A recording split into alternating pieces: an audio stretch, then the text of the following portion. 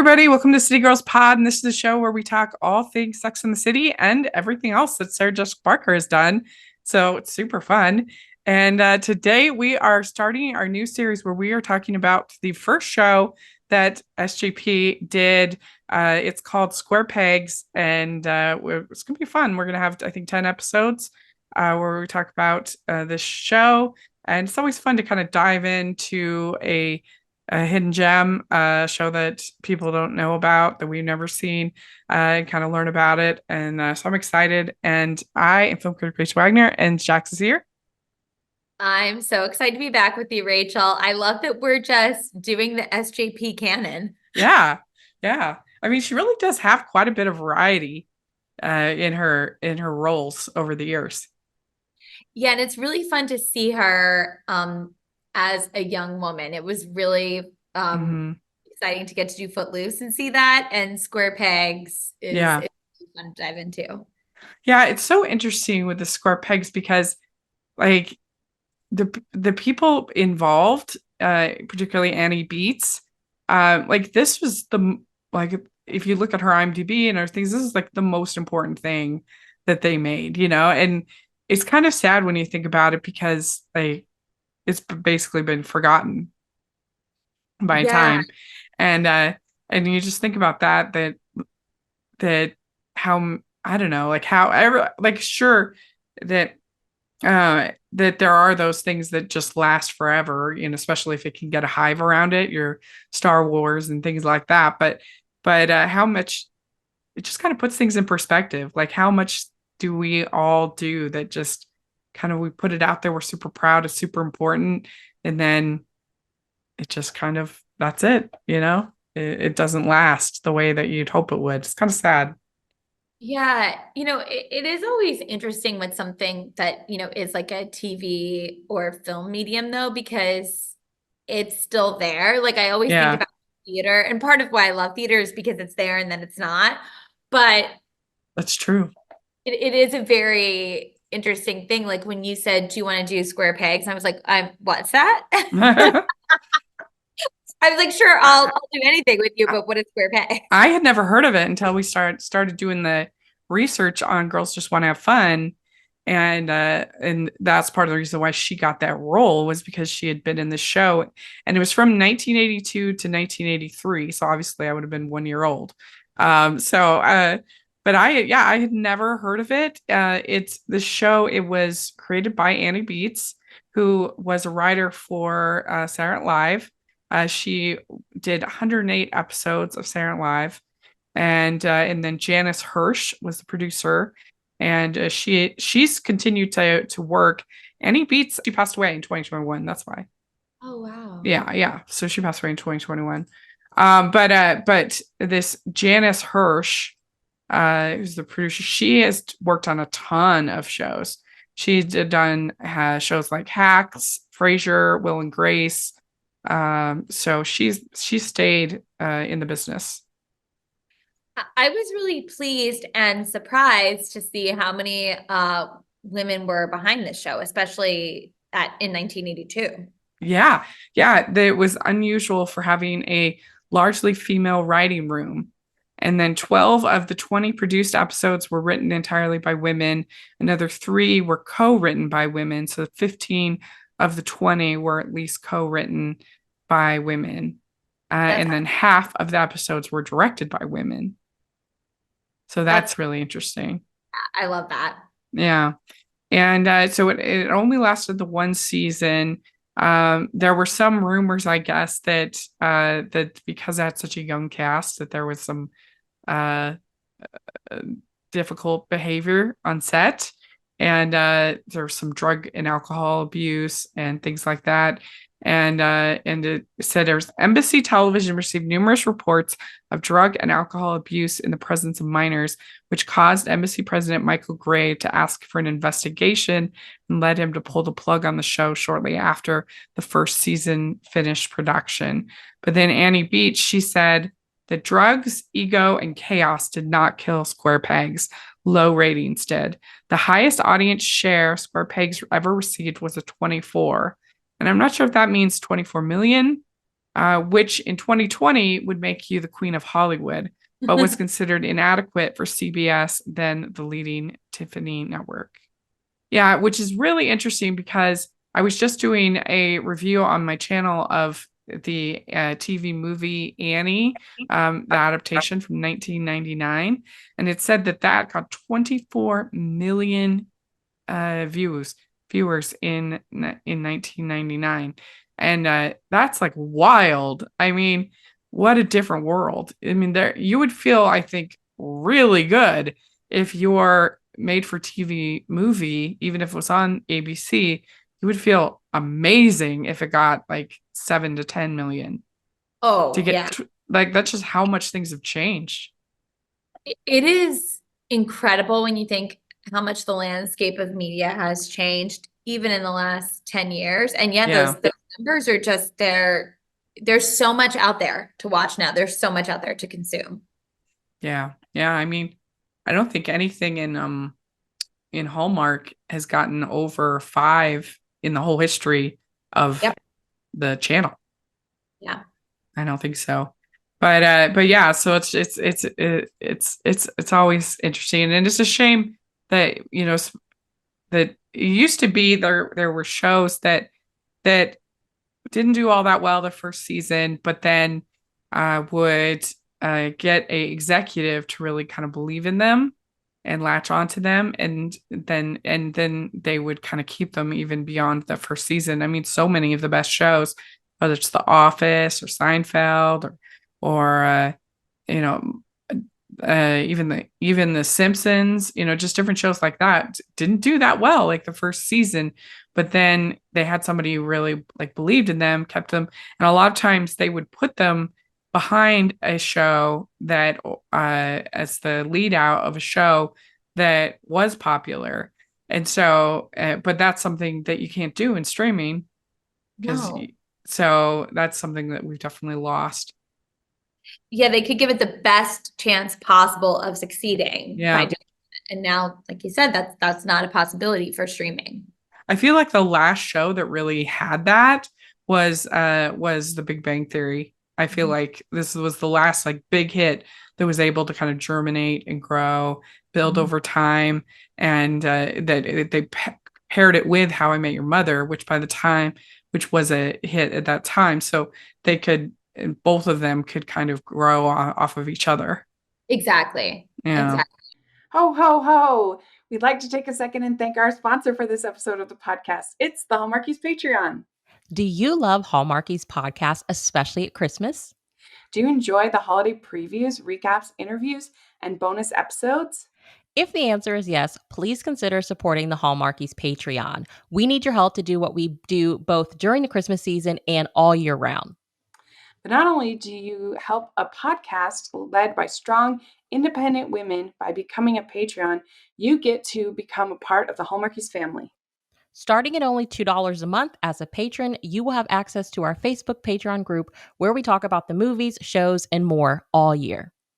We also have many monthly patron watch-alongs with guests like Lacey Chabert, Natalie Hall, Paul Campbell, Mary Lou Henner, and more, giving their behind-the-scenes details of their films. As a patron, you also have the chance to provide input into the podcast and even join us at different tiers. So this Christmas season, spread some cheer to the Hallmarkies Patreon and become a member today. You won't regret it.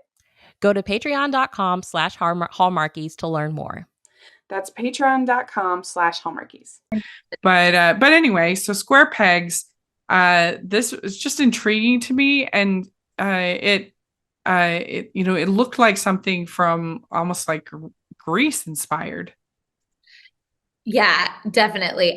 When I first moved to New York, I did an interactive show called Awesome 80s Prom.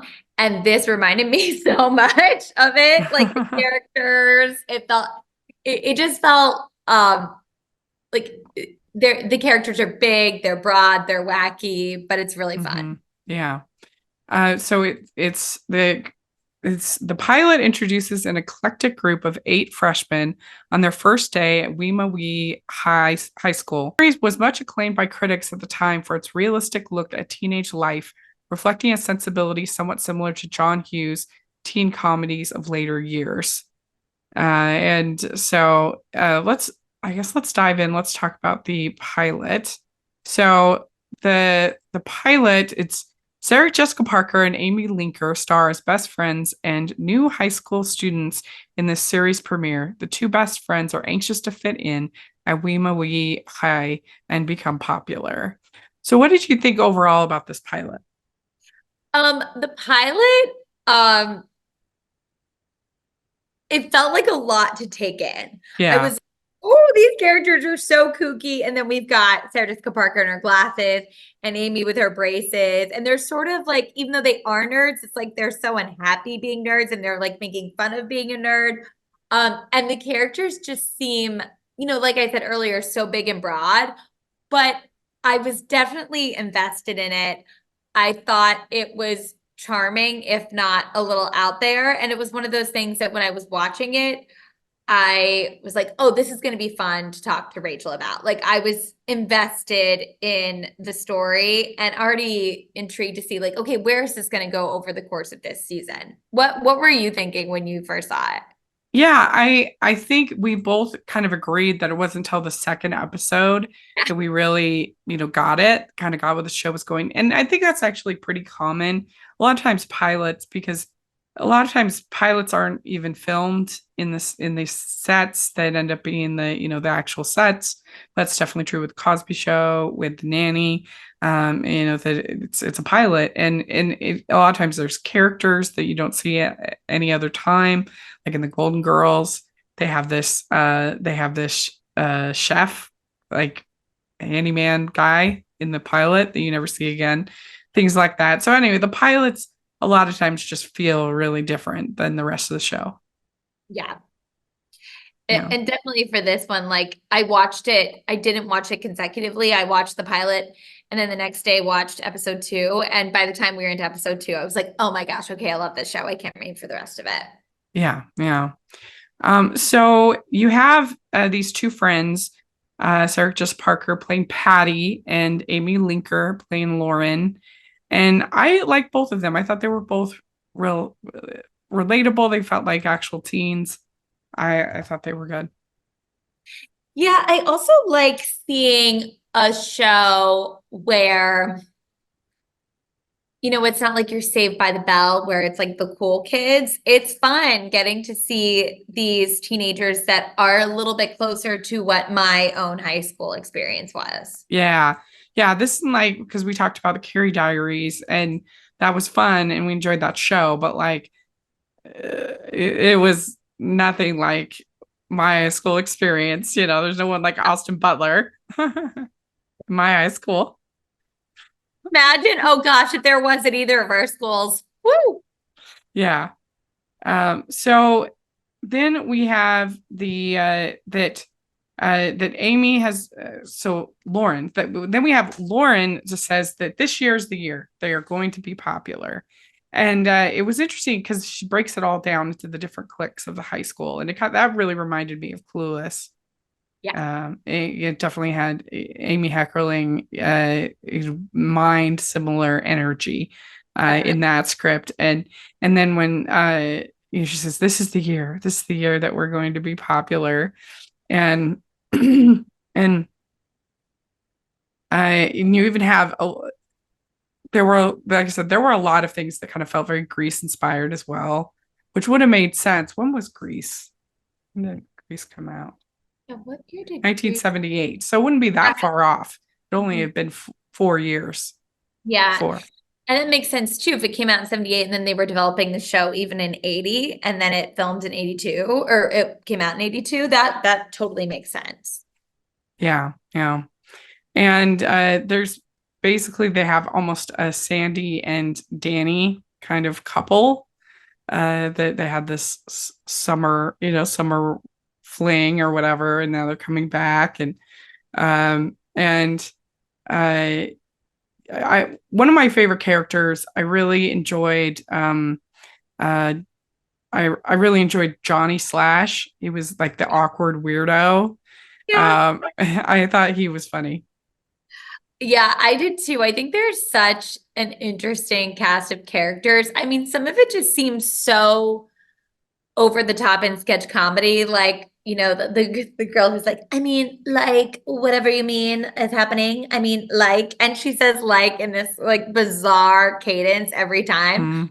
But it's so funny to just watch all of these people interact with each other. And even Sarah Jessica Parker doing the voiceover in the beginning was like, oh my gosh, it's like a precursor to Sex and the City. It felt really cool. Yeah. Yeah. Well, so then there's this cute boy named Larry Simpson that Patty gets a crush on, and uh, and he was a pretty good little like cute boy, I thought.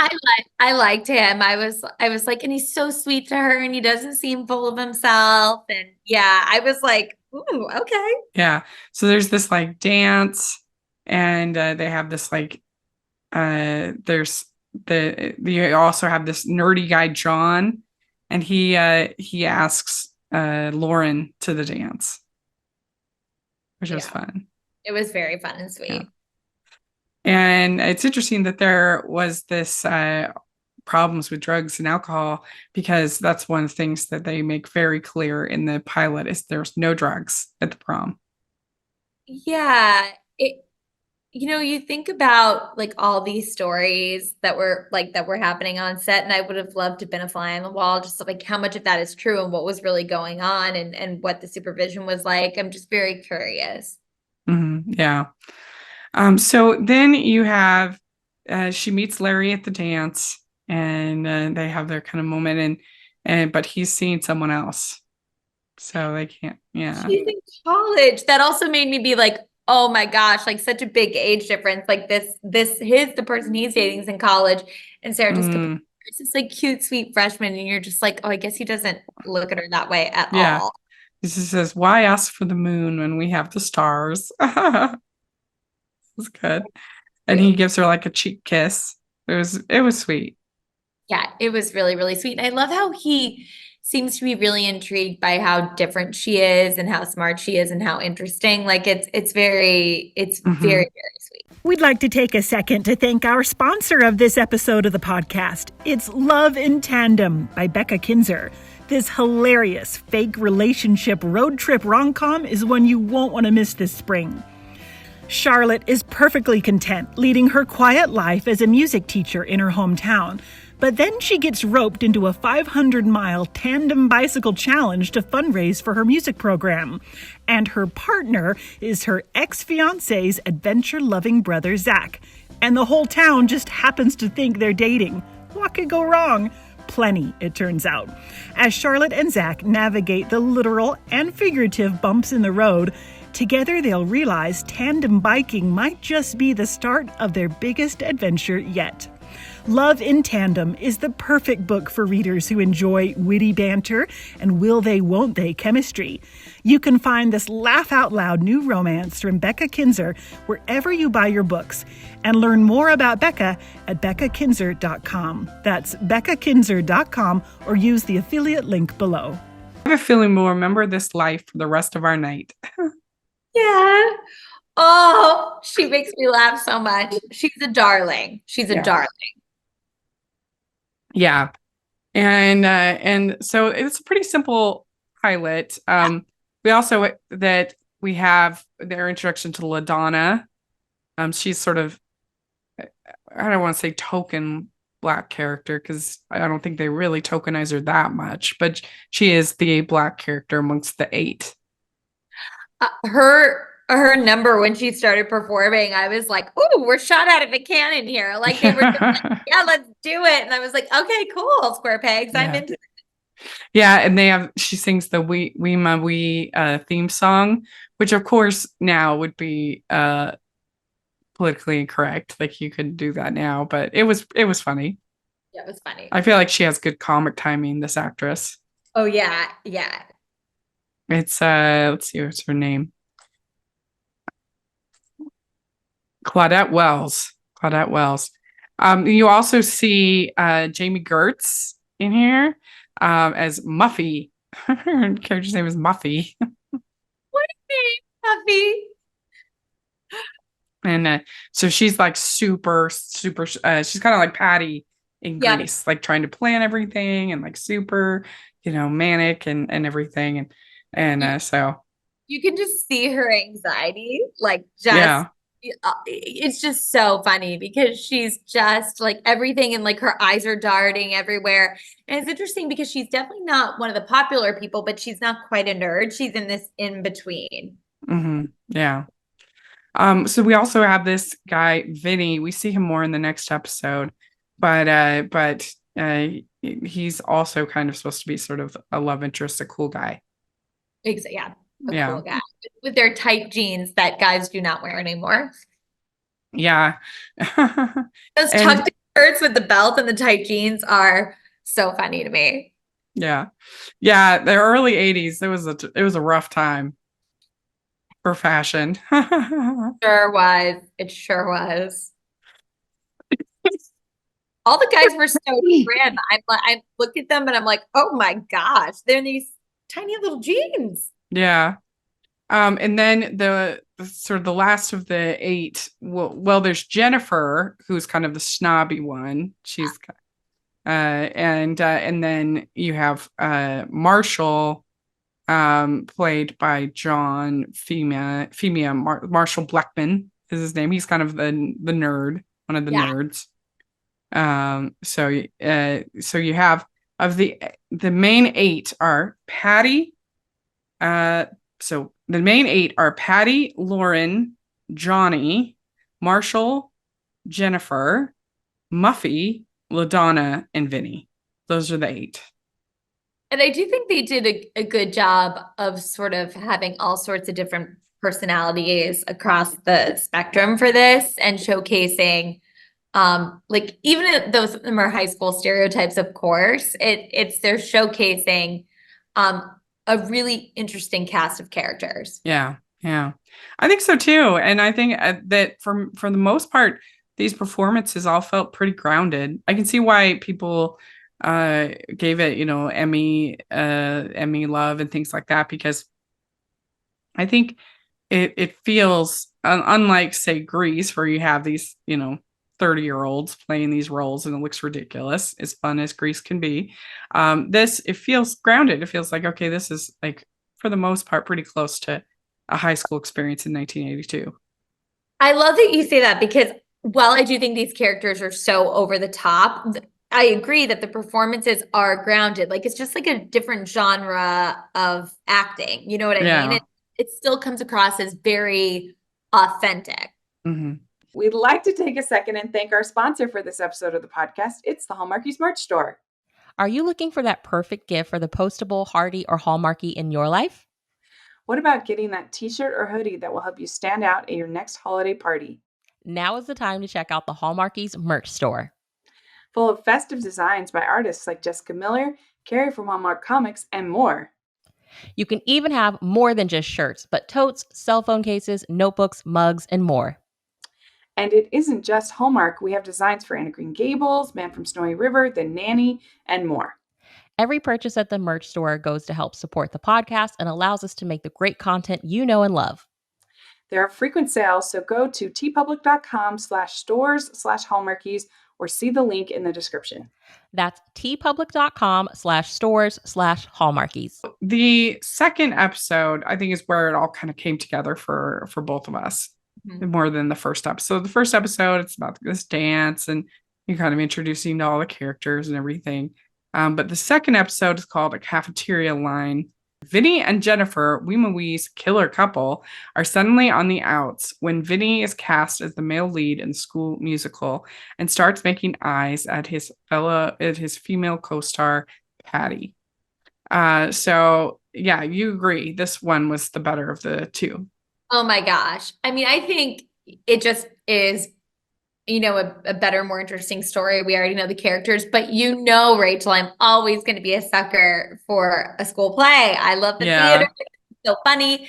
The drama teacher was hilarious. Getting to see them work on a show was really funny. I like the dance number was delightful and wacky and really well done. I just was eating this one up. Yeah, I have a feeling this might be the best episode of the show. I'm just guessing, because there were just so many fun parts. Like when they talk about the cafeteria song, the thing that was really funny, um and I could have even used more music. This could have been like a full-on musical episode. I kind of wish.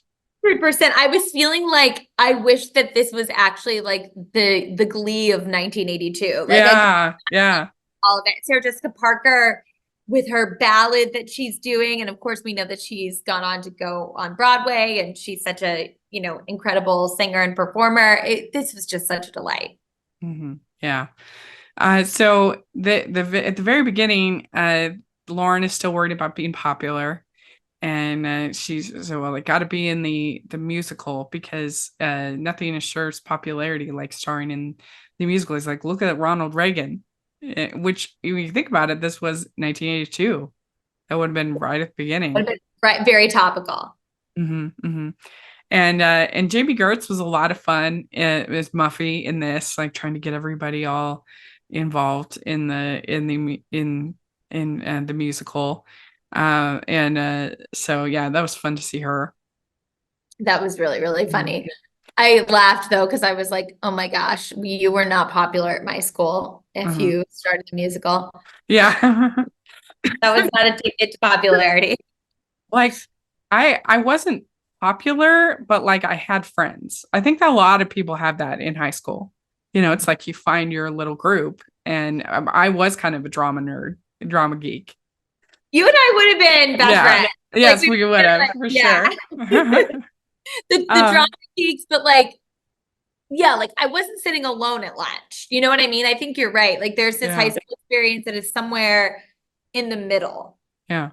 Well, you mentioned the drama teacher, because I think it's kind of captures a moment in time.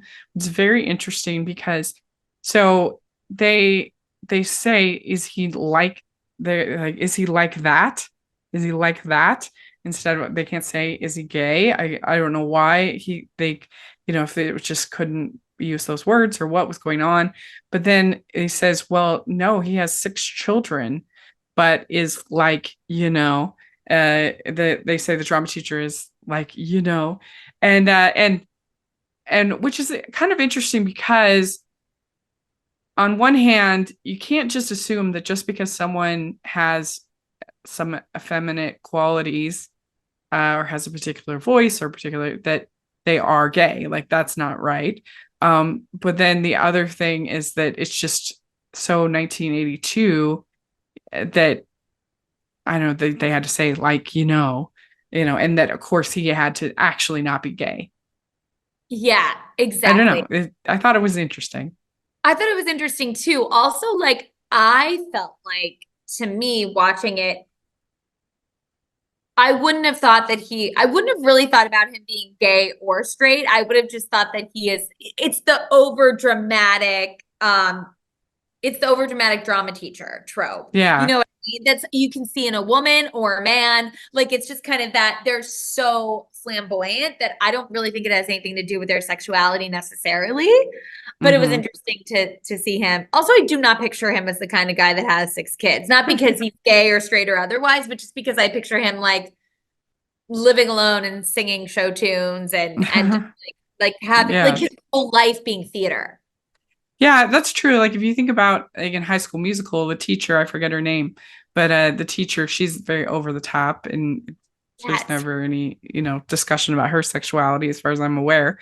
But yeah, I mean, it's interesting that they both felt that they needed to say that as a joke, but that then they also needed to make him not gay. Exactly. I also love that the character of the musical that he wrote, like the highly revered, worshipped character, is of course the drama teacher. And then also the drama teacher is having an affair with the female student in the thing. Yeah, that was awkward. There's so much going on. There's so much going on. That's true. I forgot about that. Yeah. And what did you think of, so LaDonna, she says, no Black woman can look at a broom and think of Halloween.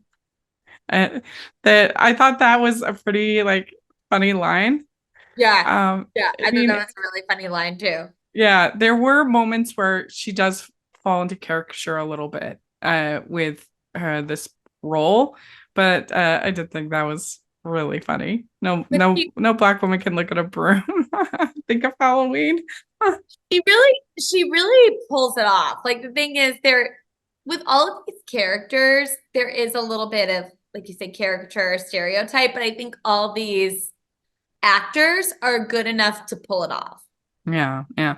So then we get the auditions for the play, and Vinny sings New York. It's up to you, New York. Yeah. He was great. I was like, okay. Yeah. It was fun. You're like, okay, he's gonna get the lead for sure. Yeah. And but then Sarah Jessica Parker does this whole monologue about her glasses. And I thought that was a very strong moment for her. I do too. I love how it was so I call it like a truth and beauty monologue. Like it's small, it's vulnerable, it's very realistic. I thought it was incredible acting and just yeah, so well done. But then she finds out she has to appear with her glasses on stage, and she's really upset. And I think Lauren says, "It's your first part. There will be others." And then she says, "Tell that to Yul Brenner." Yeah, that was fun. That was a good line too. And then this is when they sing the cafeteria song, which is worth watching this episode just for this. It is 100%. really funny. Yeah. When they were like leaping with their trays, I was just cackling. I thought this was so funny. Yeah. So then Vinny comes to Patty and says that he wants private kissing lessons, which was funny. Really, really funny. Yeah. He cracked me up in this episode. Yeah. And then like you're saying, the play is a teacher and student relationship, which you would never have in a high school play. Like that's so ridiculous, but yeah, that's 1982 for you. 1982, and yeah, they're working it. Like it is funny, and it makes it even more ludicrous. So Yeah. I'm all for it. I also thought it was pretty funny when you have Marshall doing the Elephant Man, and the teacher says, "I'm going to pretend I didn't see that." That was really good. That was really, really good. That was good. I love an audition sequence in anything. I just think it's always so funny. Yeah. And then you have Vinny after these kissing lessons, they do kiss, and then I thought it was interesting. Another 1982, he says, "I want to ask you for something real and special, and meaningful," and she says, "Not before marriage." And you would never see that kind of joke now. No, exactly. It just wouldn't land. Mm-hmm. And so he takes her on like his old paper route, and it was pretty cheesy, but it was kind of thing that you think that maybe somebody like Vinny might actually do, though. Oh, I thought so too. Yes, cheesy, but totally think that he would do that. And then I love how Jennifer is like, but I don't even know about that. And then she just kind of shows up. Mm-hmm. Yeah. And so Jennifer gets upset, and she interrupts the date between Vinny and Patty. And so and because Jennifer had been dating Vinny, so there's kind of a back and forth there. And then we have Lauren gets upset with Patty for not letting her do her eyebrows, which I thought was funny. Yeah. Very protective. Very protective. And then Johnny, he's kind of the manic, crazy one. He says he misses Patty, and he's like, "This burger would have been Patty's burger." I know, it was really cute. I was like, oh. Yeah, he was really fun. And then Lauren, she says, "When I'm 30, this will be a martini." Her drink. It felt like very Sex in the City too. Like yeah. I like Amy Linker. I wonder what else she's done. Let me look. She was good. Yeah, she cracked me up, and I like. Natural. Yeah, very. And they were a really good best friend duo for each other in this. Mm-hmm. Yeah, it looks like this was her biggest thing That's that she was interesting. in. Yeah, and she has various small things over the years, but this was her biggest role, which is always, again, it's just kind of crazy that, just think of people's lives, it's like the most important thing in their whole life, and nobody knows about it. I don't know. It's just kind of Yeah, weird to me. it's interesting too when you think about the two leads of the show and what Sarah Jessica Parker has done, and how she's like this household name, and that yeah, it's always interesting, and Yeah. the life of creators just sort of Mm-hmm. go. Yeah. Well, hopefully we can kind of give them some love here. That we have the it says that friendship always trumps popularity. Yeah. Yeah. And I like how Lauren and Patty, they both sort of admit that they weren't great to each other. And Mm-hmm. it's sweet. And it seems like much more of a normal friendship thing than like the fight kind of lingering. I just think it was Yeah. really well done. Yeah. And then we close out the episode with Sarah Jessica Parker singing "There Goes You," which was really good.